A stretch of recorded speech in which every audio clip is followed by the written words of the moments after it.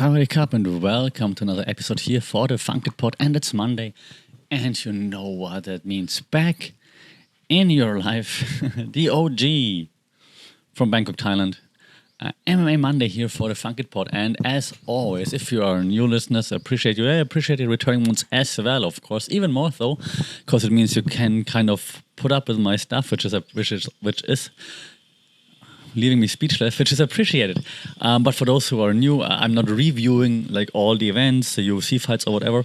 Not necessarily previewing all of them. I do review and preview ONE Championship events because I've been following ONE for forever. I've been living in Bangkok, in Thailand forever, so I go to lots of those events. So I think I might have the ability to bring the fighters a bit closer to you than many others.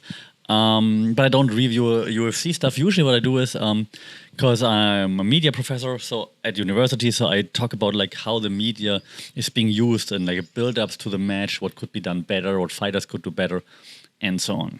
All right, but first things first, and two big things that we have to discuss in this week's MMA Hour Monday. Which is, well, first, ONE Championship happened, and I just have all the fights here in front of me, so I don't forget any. ONE Championship happened, again, here in Lumpini Stadium, at Lumpini Stadium, which is an awesome stadium.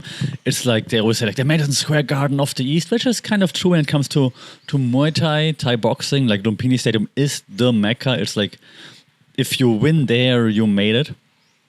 Problem is, if you watched ONE Championship, they can't fit an octagon in there. So then, if they're there, it's MMA also in the ring, and like some ridiculous things happen, right? Like when the fighters then somehow get tangled up after a takedown close to the ropes, and maybe like a limb or something is outside of the ropes, and they have to let go for a second and then continue, or the referee just pulled them both back in, like it happened in like one of the female fights. Like it's just a bit ridiculous. Like if only there would be a structure that could prevent it. And I understand it's hard to probably get that into Lumpini Stadium. Usually ONE Championship here in Bangkok, they're in, or they used to be at Impact Arena, which is like a huge multi-purpose arena like any other arena. But now they moved to Lumpini for their Friday fights, which are great, which are 80% like Muay Thai or kickboxing matches.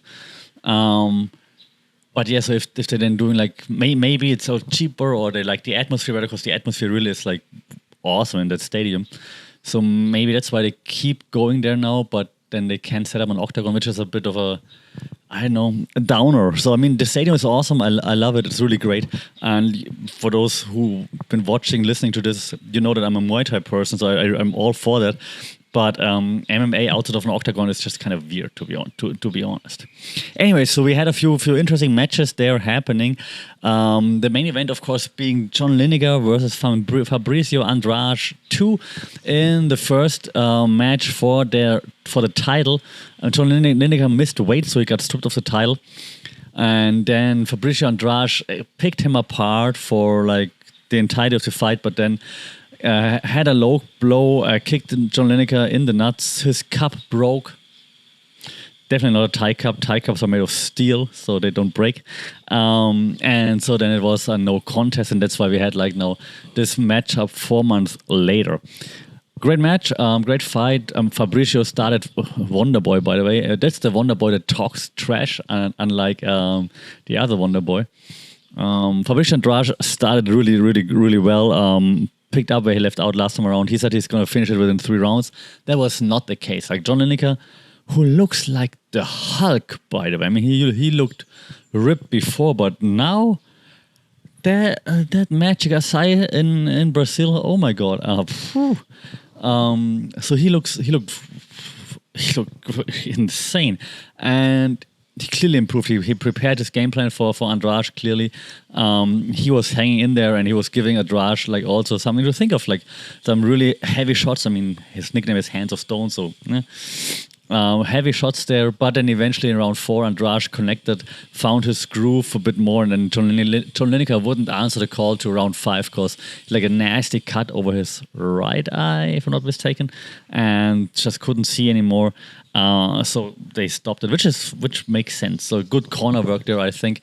If your fighter can't see, like why let him go out and get and I don't know, suffer more damage, right? So, and new Fabricio Wonderboy Andrade, well deserved. Looking very much forward to the next matchup. He's a very exciting fighter. He's not like just holding back or like playing it safe, at least not up until now. So Fabricio Andrade, congratulations. And new. That was also a fun fight to watch in my opinion. Co-main event was Tawanchai PK Sanchai versus Jamal Yusupov Muay Thai, which was great. Yeah, I'm hesitating just because I I expected like a crazy back and forth, and then it was like a leg kick that from Tawanchai that just sealed the deal. Like within like I think 48 seconds or something, one leg kick, and whatever happened with Yusupov's leg, he was just limping back, and then that was it. It's just like a quick leg kick. I mean, Tawanchai kicks ridiculously hard, obviously, but the placement must have been just perfect. Like Yusupov just couldn't walk, couldn't stand anymore. Couldn't even come out to like the when the hands got raised off Tawanchai. So Tawanchai defends his title easily in this case, but it was just like the one perfect kick, like perfect low kick. Yeah, well done. Tawanchai didn't really break a sweat, but I mean, Tawanchai is the future of Muay Thai in Thailand. So look out for more of him. And ONE Championship usually rebooks those guys really fast, especially if they haven't taken any damage. So that should be, you should see Tawanchai again rather soon. I wouldn't be surprised if he would be added to the May card in the US, actually, maybe, because I mean he's got the looks, he's got the skills. He's just too polite on the mic. Tawanchai, you gotta talk more trash, man. Co-main event, so to speak, we had Martin Nguyen versus Leandro Casotti, and Martin Nguyen took the UD. The former champ kind of like found himself again, found his groove again. Clear UD for Martin Nguyen. Good job. The situation. Martin Nguyen was one of the first ones who really got me interested in ONE Championship. I mean, I've been following it before, but when Martin Nguyen popped up, I was like, oh yeah, he's like active, aggressive, throwing random stuff, jumping stuff. It was just fun to watch Martin Nguyen, and I'm glad that he found his groove again, which is really nice. We also had Samapet Fairtex versus Cheng Long. Samapet took this by UD also, no questions asked there. What was a crazy back and forth was Eko Roni Saputra from Indonesia, like a new up-and-coming superstar that they've been pushing a lot, versus the old guard, Danny Kingan. Danny Kingan is not old by any means, but he's been around in forever in the bantamweight division. And Danny Kingan actually also fought Mighty Mouse in his second bout or something, if I'm not mistaken, in MMA, and now he's just fighting pure kickboxing, so awesome. That was not kickboxing, that is ridiculous. What am I saying?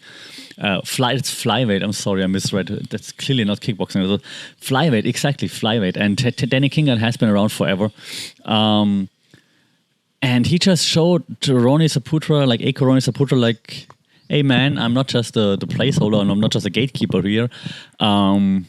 He in the beginning, Eko Ronnie Saputra like was bullying him a little bit. You're like, oh shit, he's like so much more powerful. But then Danny Kingan adjusted, tripped him, took him down, which is usually Eko Ronnie Saputra's game, and then clearly won. I mean, it was fantastic. It was a great fight, great adjustment. But Danny Kingan, I'm glad that he got the decision, because he was clearly winning rounds 2 and 3. So yeah, fantastic. We had Daniel Kelly versus Aya Kamura. There was also no wiggle room. That's what I'm trying to say between Daniel Kelly and Aya Kamura, UD round 1, and we had also Andrei Stoica versus Francesco Chaya. I'm just scrolling a little bit because where is it? Oh yeah, here it is. We had also Adrian Matthijs, which was great because Adrian Matthijs has been around for a bit. Then I haven't seen him in a while, and now he's back against Xilang Shaxi from China, and he went out there and went right after it. Like Adrian Matthijs just went after it, and just landed like some huge shots and took out Xilang Shaxi. In round one, that was pretty cool. Like I've seen Adrian Matthijs like a few times. It's just nice to see like an OG back again, reinvigorated if you want to. The overall was a great. Like I say that sometimes, right? Like people tell me I hate on ONE because sometimes I leave like snarky comments or I criticize that they never tell us how they make money. But the events themselves are nice. I mean, they're cool.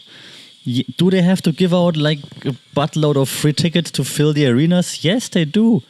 Does it take away from the awesome fights? No, it doesn't. So the fights are fantastic. So if next ONE Championship, next ONE Fight Night, I didn't even review the Fight Night now. The Fight Night that always happens Friday nights, evenings here in Asian time, Southeast Asia time. The pay-per-views usually now happen like Saturday morning here in Asia, Friday night in the US. Yeah, so if you have a chance to watch it. If you have a chance to go live. It's fantastic.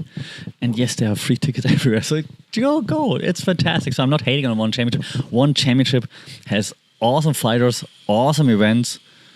It's just a bit of a dodgy business, but that's not a fighter problem. So the fighters are fantastic, and I can't wait for the next event. And I also can't wait for the next pay-per-view. I'm going to watch the Friday fights on Friday. I'm going to watch the pay-per-view, which will be then showed or will have the return of Anatoly Malikin, for example, versus Archambula to unify the heavyweight titles.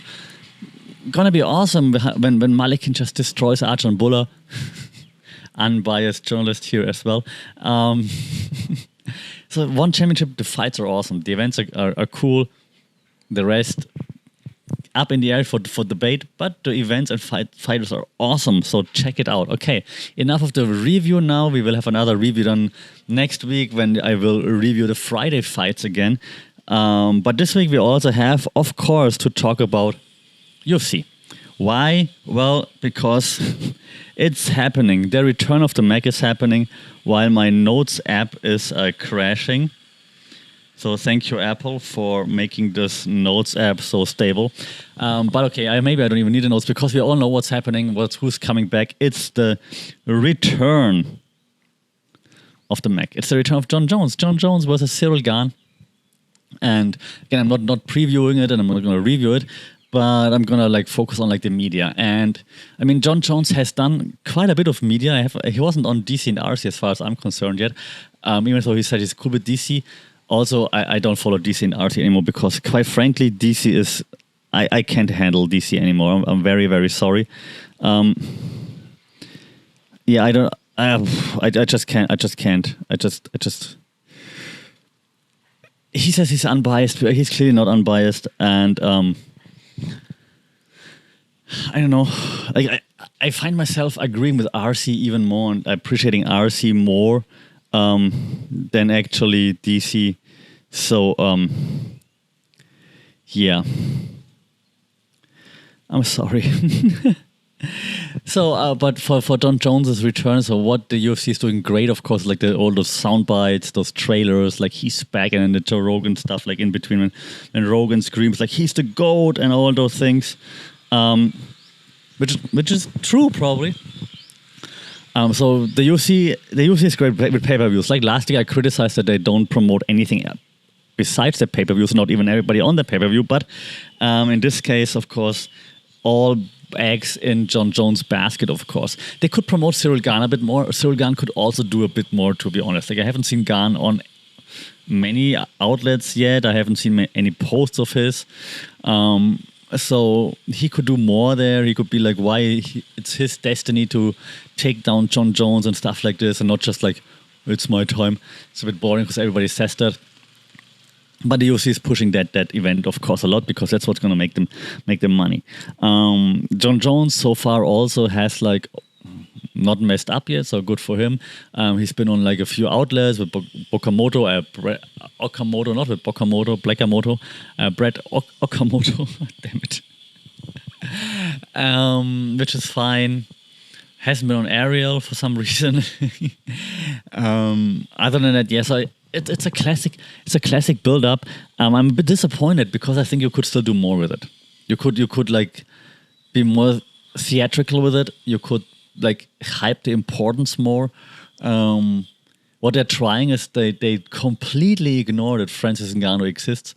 They're like, yeah, Cyril Gane has been dominating in the countdown video. Like it says, like Cyril Gane has been dominating the heavyweight division for the past years. Has he? Has he? When? When he got lucky against Taito Iwasa? When he got taken down by Francis Ngannou on one leg? When did he dominate? Not to say he's not awesome. Of course he's awesome, right? And of course he has like some dominant victories. But has he dominated the division for years? I wouldn't say so. And what about Stipe? Like completely ignoring Stipe, who's still signed with the UFC. Like revisionist history, but that's what the UFC is doing all the time, relying on the fans not catching up. So I think that doesn't help anyone. So you could be more theatrical. Like, okay, Ngannou is gone. Who's going to be the next king in town? Who's going to be the one, the guy, the baddest man on the planet? Because it's up for grabs. The baddest man on the planet left, or don't call him that, call him like the former champ left, because he's scared. He's scared of what's about to happen. He's scared of like what he might have to face, for example. That's why Cyril Gane steps in. That's why John Bone Jones is now there to take the crown that belongs to him, to make him like this 2-division champion, the 8th or 9th in MMA history. You can blow this thing up way more without like this revisionist history.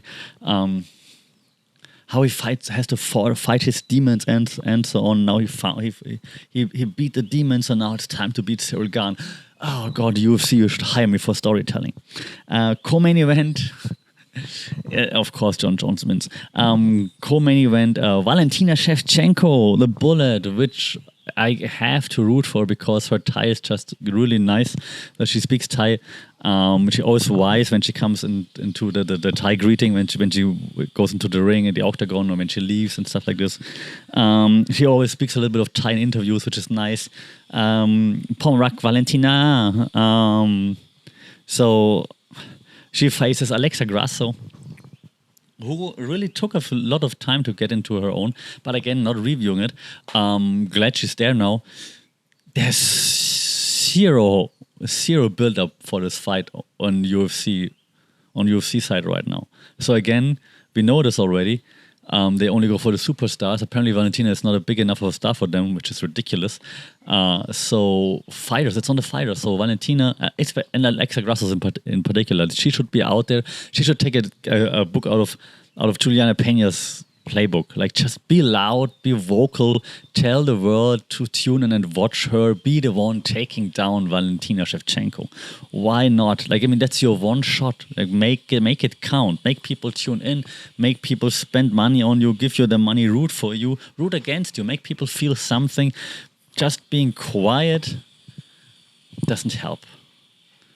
Like, if you're quiet, you really now have to beat her. Because otherwise, no one's gonna care at all. Like, yeah. Didn't care about you before. Now you got beat, so go to the end of the line. Oh God, today I'm not good at speaking. I'm sorry. But yeah, so Alexa Grasso should do way more. Valentina too, but she's a champ, so whatever. But Alexa Grasso should do way more media there. We also have Jeff Neal versus Shavkat Rakhmonov, and I like Jeff Neal, but yeah, it's Shavkat time, obviously.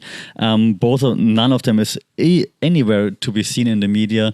Also ridiculous. Same goes for Mateusz Gamrot versus Jalen Turner, of course. At least Jalen Turner is like somewhat vocal on social media, which is good for him.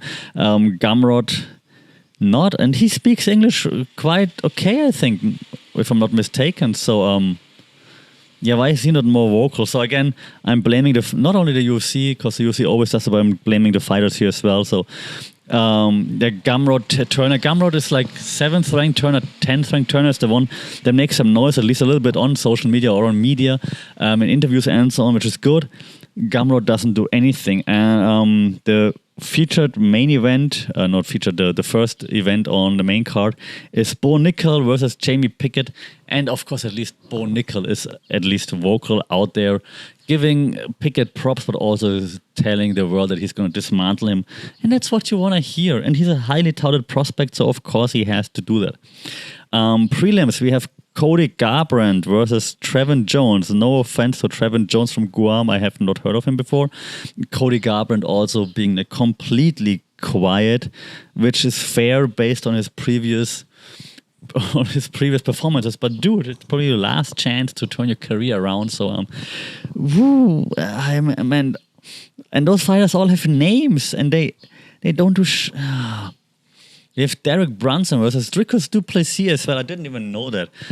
Derek Brunson at least is trying to be funny on social media, which he is not, but at least he's vocal there. Dricus du Plessis, DDP. Also haven't heard much of him, but it's a quick turnaround though, which is good for him. But he should be more vocal too. He's funny in interviews. He's very confident in interviews. So why not put yourself out there a bit more? Same goes, of course, for Viviano Araujo versus Amanda Ribas. No, Amanda Ribas is only number 15 now. I'm just seeing this here. Oh God, Amanda, what happened? Amanda Ribas has an active social media account, but could also do more to hype fights. Same goes for Julian Marquez and Marc-Andre Barrio. I don't know Marc-Andre Barrio. Julian Marquez really missed the train, the bus, missed all the public transportation with his Miley Cyrus thing there. I would have been so jealous if that would have worked. Yeah, so that's really missed opportunity for Julian Marquez. I think I'm just repeating myself right now when I look at the card. The card is stacked, by the way, but the fighters don't do shit. Like Ian Machado, Gary. I'm sorry, it's just funny that he uses his double name. You see, he's using that name clearly to gain an advantage, to get some traction, but no one really cares. What the hell? Jessica Penn is back. She's been around forever. Who else do we have? Yeah, the rest I don't know, which is great fighters. I'm just saying, like, I'm not surprised that there's no media coverage of the very early fights, obviously. But I mean, I just rattled like 10 fighters or so, right? Rattle their names down, and they're not doing anything. If the UFC is not promoting you, you should be promoting yourself. You should promote your fight. You should tell the world why they have to tune in, why they should not be out there and buying popcorn, why they have to be in there watching you in the prelims or whatever, why they have to tune in early, why they should tune in before the pay-per-view starts, because you're the one that's going to make a difference. You're the one putting on a show. You're the one that they want to see. You're the one that's going to steal the show. Why is no one doing that? Now, 80% of people are just going to tune in for the co-main event and the main event. People, it's your life. What you going to do after you get punched in the face for 10 years? You can't count on having a pension or whatever. And if you're not a mega superstar, then what you going to do? Guys, girls, whatever you identify as, you gotta do more there. It's for your own benefit, not for mine, for the audience, for your own benefit. If we care about you, you're gonna make more money and you're gonna be safe. Let me know what you think. Is the UFC doing enough? Should the fighters do more? What should they do more to make you care about them? Shout out in the comments at FunkedPod on social media, funkedpod@gmail.com. Like, share, subscribe, rate this podcast so that we have a bigger audience and then maybe can even help some of those fighters to find a platform or to have a platform. Until then, as always, stay safe, take care, keep your guard up, and we talk after Jon Jones is the new heavyweight champion. Saudi Cup.